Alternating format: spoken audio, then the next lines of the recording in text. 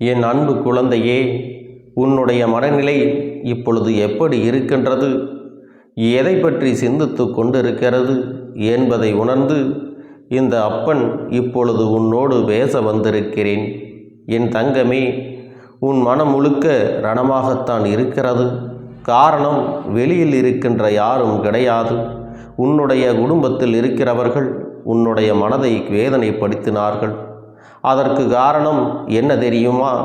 நீ எத்தனையோ தியாகங்களை அவர்களுக்காக செய்திருக்கின்றாய். எத்தனையோ விஷயங்கள் உனக்கு கிடைக்கும் பொழுது எல்லாம் கூட அதை அவர்களுக்கு நீ பகிர்ந்து கொடுத்து இருக்கிறாய். ஆனால் இத்தனை நன்மைகளையும் அடைந்தவர்கள் இப்பொழுது உன்னுடைய தியாகத்தை பலனற்றதாக மாற்றிவிட்டார்கள். நீ அவர்களுக்கு செய்தது எல்லாம் ஒன்றுமே கிடையாது என்று ஒரே வார்த்தையில் உன்னுடைய இத்தனை நாள் உழைப்பையும் சுக்கு நூறாக உடைத்துவிட்டு அவர்கள் பேசி கொண்டிருக்கிறார்கள். என் தங்கமே, உடன் இருப்பவர்கள், உடன் வளர்ந்தவர்கள் இப்படியெல்லாம் பேசும் பொழுது இதை உன்னால் தாங்கிக் கொள்ள முடியவில்லை. இதை பற்றி எல்லாம் நீ சிந்திக்கும் பொழுது உன்னுடைய மனது சிரமமாகத்தானே இருக்கிறது. இந்த ரணத்தில் இருந்து நீ மீண்டு வர வேண்டியது அவசியம் அல்லவா? என் தங்கமே, உனக்கு நிம்மதியை கொடுப்பது இந்த அப்பனுடைய முக்கியமான கடமை அல்லவா? என் தங்கமே, இதை நினைத்து நீ எந்த ஒரு காரியத்தையும் செய்துவிடக்கூடாது. யாரும் கஷ்டப்பட்டு விடக்கூடாது என்றுதான் நீ நினைக்கிறாய். ஆனால் உன்னால் உன்னை சுற்றி நடக்கின்ற விஷயங்களை தெளிவாக ஏற்றுக்கொள்ள முடியவில்லை. சில நேரங்களில் மனது எப்பொழுதும் அங்கேயே சென்று கொண்டிருக்கிறது. அவர்கள் பேசிய வார்த்தைகள் அப்படியே உன்னுடைய மனதில் ஆணித்தரமாக பதிந்து விட்டது. மீண்டும் நல்லபடியாக பேசினாலும் இந்த வார்த்தையை நம்மால் மறக்க முடியாது என்று என் குழந்தை நீ வேதனைப்பட்டு கொண்டிருக்கிறாய். அப்பா, நான் எத்தனையோ கஷ்டங்களை தாண்டி வந்திருக்கிறேன். அது எல்லாமே என் குடும்பத்தினருக்காகத்தான். நான் இத்தனை தியாகங்களை செய்தும் எனக்கென்று கிடைத்ததை கூட நான் அவர்களுக்கு விட்டு கொடுத்தும் எனக்கு கிடைப்பதை நான் பெரிதாக எண்ணாமல் அவர்களுடைய சந்தோஷத்தை தான் நான் அதிகமாக தேடினேன். அவர்கள் சந்தோஷத்தில் நான் என் சந்தோஷத்தை அனுபவித்தேன். இத்தனையும் செய்த எனக்கு கடைசியில் கிடைத்த பரிசை நீ பார்த்தாயா? எதுவுமே செய்யவில்லை என்று ஒற்றை வார்த்தையில் எளிதாக சொல்லிவிட்டார்கள். அதை சொல்லும் பொழுது அவர்கள் மனம் ஒரு சிறு துளி அளவு கூட சந்தேகம் இல்லை. நமக்கு நன்மை செய்தவர்களை பார்த்து இப்படி சொல்கிறோமே என்ற ஒரு குற்ற உணர்ச்சி கொஞ்சம் கூட இல்லை. அதிலிருந்து நான் புரிந்து கொண்டேன். என்ன தெரியுமா? நான் இத்தனை நாளும் இந்த குடும்பத்தில் ஒரு தேவையில்லாத பாரமாகத்தான் இருந்திருக்கிறேன். எல்லோருமே என்னை அவர்களின் தேவைகளுக்காக மட்டும்தான் என்னை பயன்படுத்தி இருக்கிறார்கள். யாருக்கும் என்னுடைய அன்பு என்பது என்னவென்று புரியவில்லை. எல்லோருமே அவர்களின் தேவைக்காக மட்டுமே என்னை பயன்படுத்தி கொண்டார்கள் என்று நினைக்கும் பொழுது நெஞ்சமெல்லாம் வலிக்கிறது. என் அப்பா, என்னை நீதான் துணையிருந்து காப்பாற்ற வேண்டும் என்று சொல்வது எனக்கு புரியாமல் இல்லை. எல்லோருமே ஏதோ ஒரு கட்டத்தில் என்னுடைய தேவையை பெற்றுக்கொண்டு என்னை ஒதுக்கி வைக்கத்தான் முயற்சிகளை செய்கின்றார்கள். நானும் அவர்கள் நம் மீது எவ்வளவோ அன்பு செலுத்துகிறார்கள் என்று நினைத்து அவர்களை சுற்றி சுற்றி வந்திருக்கிறேன். அவர்களுடைய தேவை என்னுடைய தேவையாக நினைத்து அவர்களுக்கு செய்வதற்காக ஓடோடி வந்து செய்து கொண்டிருந்தேன்.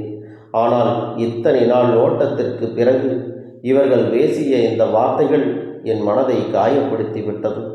இதற்கு பிறகு நான் திரும்பி பார்த்தால் என்னுடைய வாழ்க்கையில் எதுவுமே இல்லை. நான் எனக்காக ஒரு நிமிடம் சுயநலமாக இருப்பது போல வாழாமல் இருந்தது என்னுடைய தவறுதான். எனக்காக நான் எதையுமே செய்யவில்லையே என்று நினைத்து இப்பொழுது வருந்துகிறேன். இதையெல்லாம் என்னுடைய தவறுதான் என்பதை நான் இப்பொழுது புரிந்து கொண்டேன். என் குழந்தையே, இப்படியெல்லாம் நீ கஷ்டப்படுவது இந்த அப்பனுக்கு புரியாமல் இல்லை. நீ வாழ்க்கையில் சில அனுபவங்களை கற்றுக்கொண்டுதான் ஆக வேண்டும். உன் வாழ்க்கையை நீ பின்னோக்கி பார்க்கும் பொழுது நீ கடந்து வந்த பாதைகள் எல்லாம் உனக்கு அனுபவங்களாக மாறி இருக்கிறது என்பதை நீ புரிந்து கொள்ள வேண்டும். சில நாட்களாக உன் வாழ்க்கையில் நடந்த நிகழ்வுகளை எல்லாம் நீ திரும்பி பார்க்கும் பொழுது உனக்குள் ஒரு சந்தேகம் வரத்தான் செய்தது. ஆனால் அந்த சந்தேகத்தை உன்னால் உறுதிப்படுத்த முடியவில்லை. ஏனென்றால் சுற்றி இருப்பவர்கள் எல்லாம் உண்மையானவர்கள் என்று நினைத்து உடனிருந்து பார்த்து கொள்வார்கள் என்று நினைத்து இருந்தது உன்னுடைய முட்டாள்தனம் அல்லவா? உன்னுடைய நம்பிக்கையினால்தான் இன்று என் குழந்தை நீ கண்ணீர் சிந்துகின்ற நிலைமைக்கு வந்து விட்டாய். நீ மற்றவர்களுக்கு உதவி செய்தாலும் அவர்கள் உன்னை வார்த்து கொள்வார்கள், உனக்கு வாழ்க்கையில் ஒரு நல்ல விஷயத்தை நடத்தி கொடுப்பார்கள் என்று நினைத்தது உன்னுடைய மிகப்பெரிய தவறு அல்லவா? அவர்களுடைய தேவை முடிந்த பிறகு நீ இங்கே தேவை இல்லை என்று தூக்கி எறிந்துவிட்டு பேசுகிறார்கள் அல்லவா? என் செல்லமே, இது எல்லாம் வாழ்க்கை உனக்கு கற்றுக் கொடுக்கின்ற பாடம். இந்த பாடத்திற்கு நீ கொடுக்க வேண்டிய விலை இத்தனை நாள் நீ பட்ட கஷ்டங்கள் என்பதை புரிந்து கொள். என் செல்லமே, இந்த அப்பன் எல்லோரையும் இது போன்று சொல்லவில்லை. ஒரு சிலர் அவர்களுடைய வாழ்க்கையில் இது இப்படித்தான் நடந்து கொண்டிருக்கிறது.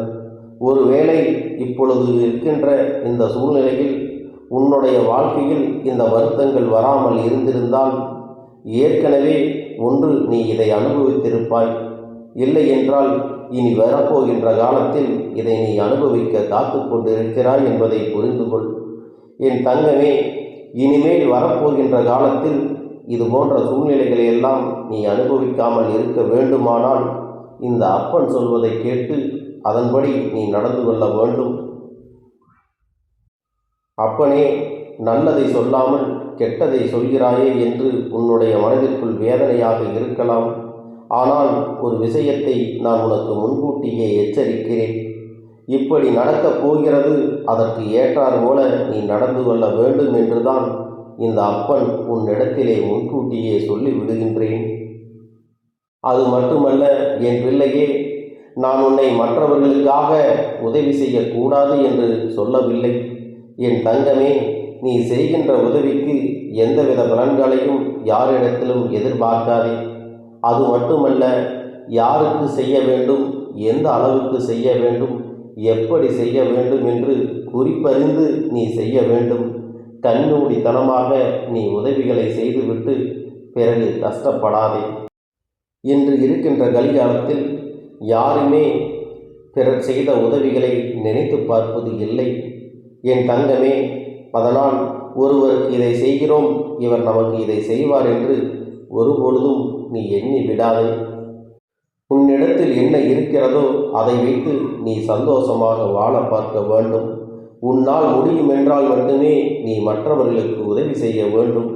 மாறாக உன்னையே நீ அழித்து கொண்டு உன்னுடைய வாழ்க்கையை அழித்து கொண்டு யாருக்கும் உதவி செய்ய வேண்டிய அவசியம் உனக்கு ஒருபோதும் எப்போதும் ஏற்பட போவது இல்லை. என் பிள்ளையே, உன்னுடைய மனதில் நீ வைத்திருக்கின்ற சில ஆசைகள் எல்லாம் உன் வாழ்க்கையில் நிறைவேற வேண்டும் என்று தவியாய் தவித்து நின்று கொண்டிருக்கிறாய் அல்லவா? இவையெல்லாம் எப்பொழுது நடக்கும் என்று நீ வேதனையும் பட்டிருக்கிறாய். அவை எல்லாவற்றிற்கும் உனக்கு நல்லதொரு பதிலை இந்த கருப்பன் உன் கையில் தரப்போகின்றேன். இந்த கருப்பண்ணசாமி உன் வாழ்க்கையில் இருக்கும் வரை சுற்றி இருக்கின்ற நன்றியற்ற மனிதர்களை பற்றி நீ ஒருபோதும் கவலைப்படாதே. என் செல்லமே, நன்றியற்றவர்கள் அப்படியே இருந்துவிட்டு போகட்டும்.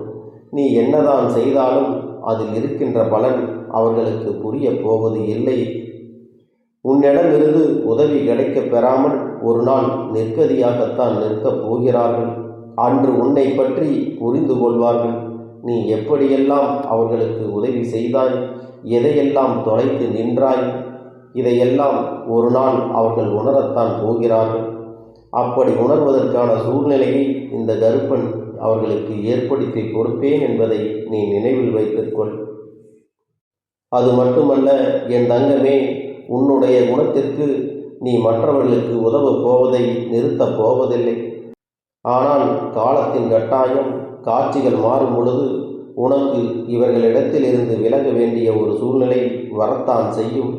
என் தங்கமே, நீ என்னவாக இருந்தாலும் என்ன நடந்தாலும் இந்த மனிதர்களை பற்றி கவலைப்படாமல் அவரவர்கள் தேவைகளை அவரவர்கள்தான் பூர்த்தி செய்து கொள்ள வேண்டும் என்பதை அவர்களிடத்திலே உணர்த்த வேண்டும். உன்னுடைய வாழ்க்கையில் என்ன செய்ய வேண்டும் என்று நீ நினைக்கிறாயோ அதை மட்டும் நீ சரியாக செய்துவிட்டு வர வேண்டும். இந்த கருப்பன் என்றைக்கும் உனக்கு துணையாக இருந்து உனக்கான காரியங்களை எல்லாம் நான் உனக்கு சாதகமாக செய்து கொடுப்பேன். இந்த அப்பனின் வாக்கினை கேட்டு நீ சரியாக கவனமாக நடந்து கொள்ள வேண்டும். அப்பன் கொடுக்கின்ற வாய்ப்புகளை எல்லாம் நீ பயன்படுத்தி கொண்டால் உன் வாழ்க்கையில் உனக்கு சந்தோஷம் மட்டுமல்ல, மன நிம்மதியும் கிடைக்கும் என்பதை நீ நினைவில் வைத்து கொள்ள வேண்டும். என் செல்லமே, மற்றவர்களுக்காக இறங்கி சென்று நீ உதவி செய்ய வேண்டிய அவசியம் எதுவும் இல்லை. அவர்களுக்கு தேவை என்றால் உன்னிடம் இறங்கி வந்து பெற்றுக்கொள்ளட்டும் என்று நீ விட்டுவிட வேண்டும். நீ ஓடி ஓடி முதலில் ஒருவருக்கு உதவி செய்து அவமானத்தை தேடிவிட்டாயல்லவா?